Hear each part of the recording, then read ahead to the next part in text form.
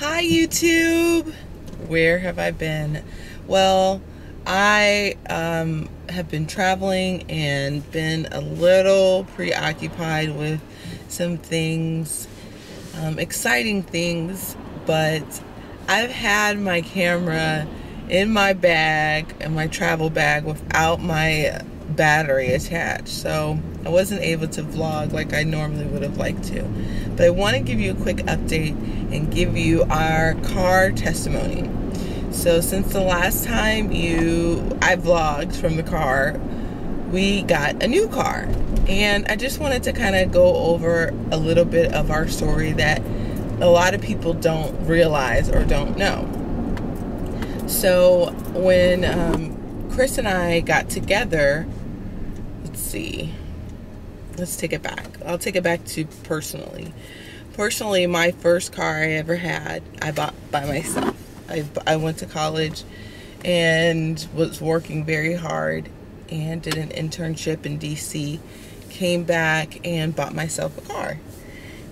And it was a nice car, leather seats, decked out, everything like that. And what else did I do? And then from that car, I wanted a sports car. I wanted a red Honda Accord, 2-door. So, when did I have Kayla? What's the silver car? Yeah. Well, all these cars, I was already a single mom. So I bought myself a red Honda Accord. This happens to be the car that I had when I met Chris and we were dating. And it's the very car he learned how to drive on because he didn't know how to drive. He was from New York and he never had to drive. So Chris was playing in California, and he came to visit me in Florida, and we drove from Orlando to Miami, and he learned how to drive that little road trip while we were dating. So I had that car for a little while, and Chris and I started dating more heavily, so I was spending a lot more time in California. Every time we went to California, Chris had a driver, so he still didn't have his own car yet. And then when he wanted to get his license in California, he couldn't take the driving test on a rental car. But basically, we would go... by this time, was that before the red car? I don't know, before the red car, I had an Expedition. That was when I had my own company. And I had this arrangement with this guy I worked with, and we shared my Expedition and his Jaguar, his convertible Jaguar. So those are the cars I had. So my Mazda, then the Jag, Expedition, and then the Honda Accord. So everything, like every car was decked out. So when I met Chris, he didn't have a car. We would rent an Expedition. I'd go to California every month. We'd rent an Expedition, and he'd illegally drive the Expedition when I'd come back home to Florida. And that was our arrangement. So then I got the Accord.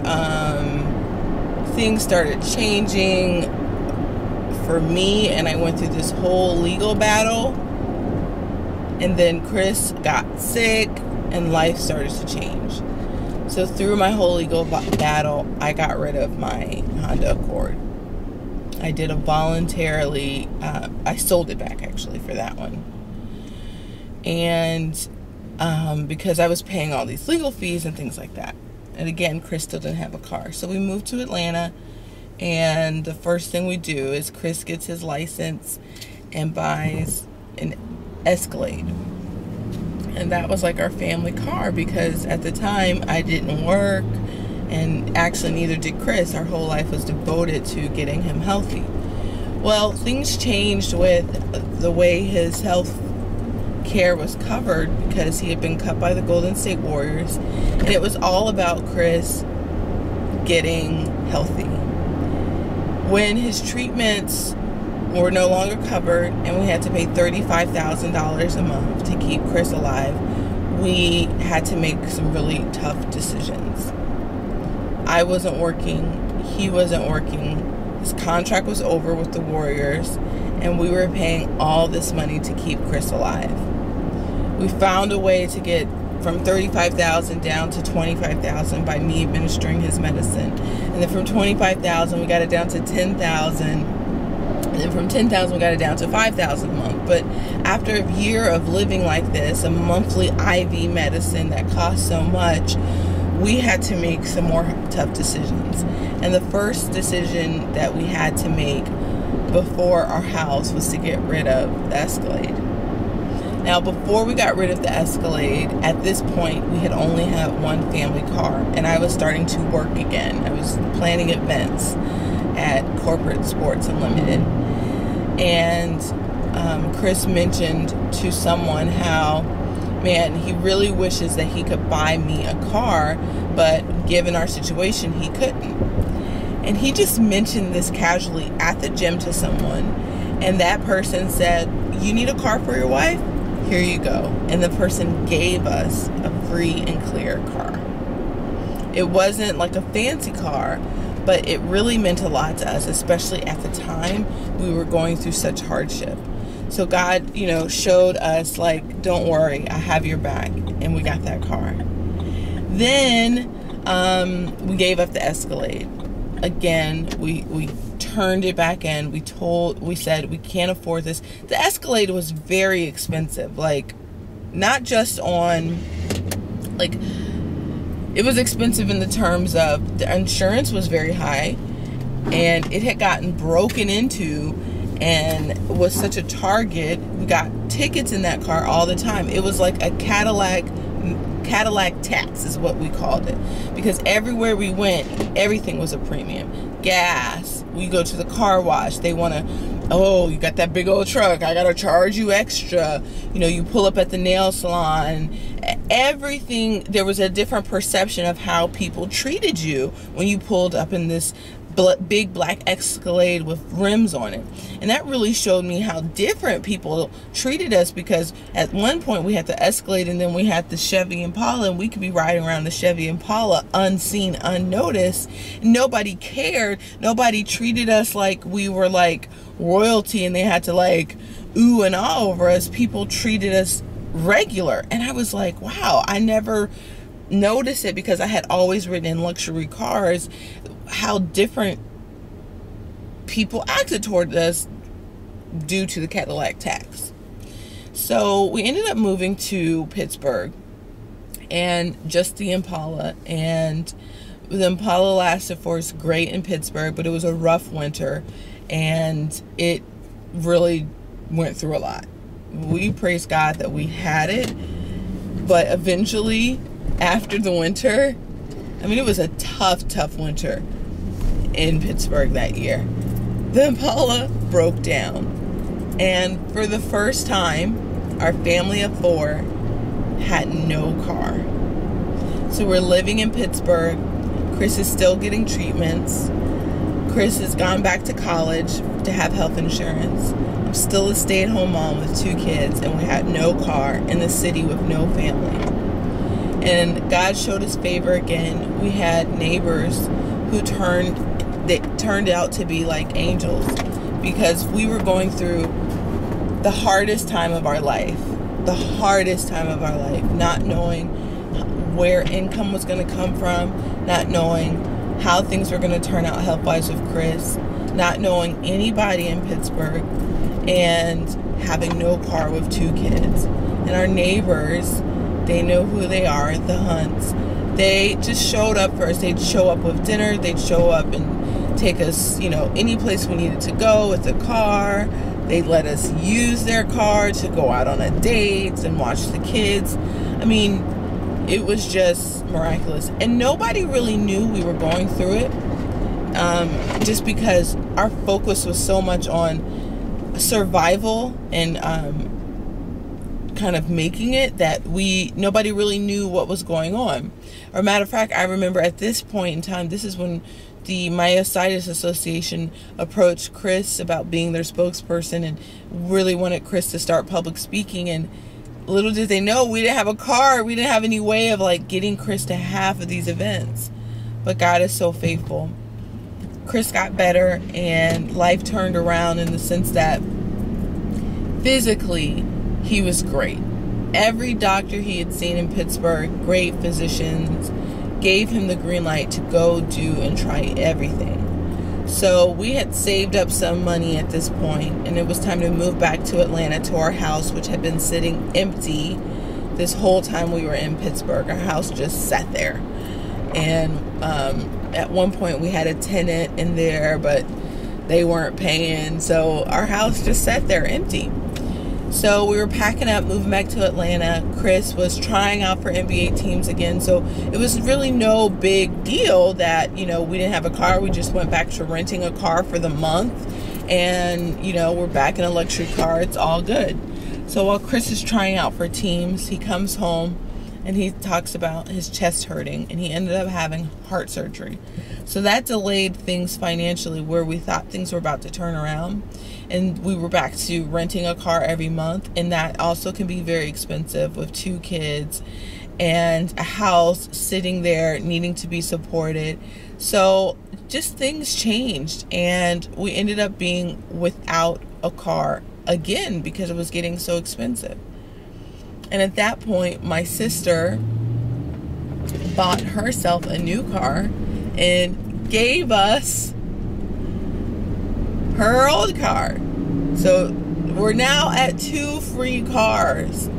And that car we were able to drive and use free. I'm trying to think how long. It was a while. It was enough to carry us through, a whole school year in Atlanta. Yeah, maybe even more than that. Maybe, I want to say a year and a half, 2 years of using my sister's car that she gave us. So after that, we moved to, Chris went to play overseas. He's playing overseas. Life is about to turn around. It's all good. Whatever. Well, overseas stops paying. And they're getting real shady with the paydays. So Chris comes home. And at this point, we're here in Nashville. And we have our one car. Well, we have to figure out what to do with life. And Chris and I are believers that God does not want us in bondage with a car. God does not want us, living for a car. And we saw very clearly that the perception and how people treat you is very different with the type of car you had. And we came to a point where we just wanted to see how real we could be and how real life could be for us. What if we don't even think about the car? What if we just stop worrying about, oh my gosh, we don't have a car? And we did. We just stopped. We used the cars that we had.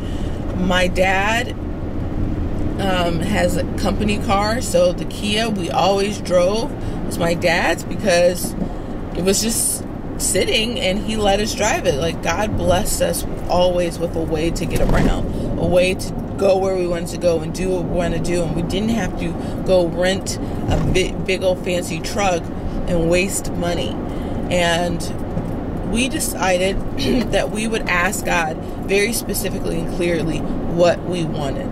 So we asked God and we wrote down what we wanted. Okay, before we had this big black fancy Escalade, but I had an Expedition in the past. An Expedition was usually the type of car we rented when we rented for the month. And we knew Chris fit in the Expedition. But instead, we wanted the extra long Expedition. We wanted the Expedition where, we could travel, has the rails, but we still wanted all the bells and whistles that we had in our Escalade. The retractable running boards, the navigation, the DVD, the heated seats, the memory seats. We wanted a sunroof, all those things we had in the Escalade without the Cadillac tax. So we wrote it down. And this time, instead of all black, we thought of a line in the Lecrae song, All White Purity. So we wanted it to be white. and instead of black on the inside, we wanted it to be like chestnut red. Well, putting that all together, that makes a King Ranch Escalade. Well, we had done enough research and done enough listening to Dave Ramsey and Warren Buffett and all these money people who say buy used because your value depreciates the second you drive off the lot, and buy a car that could sustain over 200,000 miles, and buy a car and drive it till the wheels fall off. So we started looking like maybe a month ago. We said, okay, now we're ready. And we wanted to buy a car cash. We said, okay, now we're ready for a car. Let's figure this thing out. What are we going to do? We start looking, and we haven't found what we wanted in the price and in the mileage that we wanted. So then it was like, do we finance a brand new car? That's not really what we wanted to do. Oh my goodness. Whatever. We let it go. We go to... And we had told the dealership, Ford of Franklin, Tennessee, wonderful dealership. We had told our sales representative, Tori, exactly the list that we had been believing for. And, of course, they didn't have that car. So she's like, okay, well, we went to New York.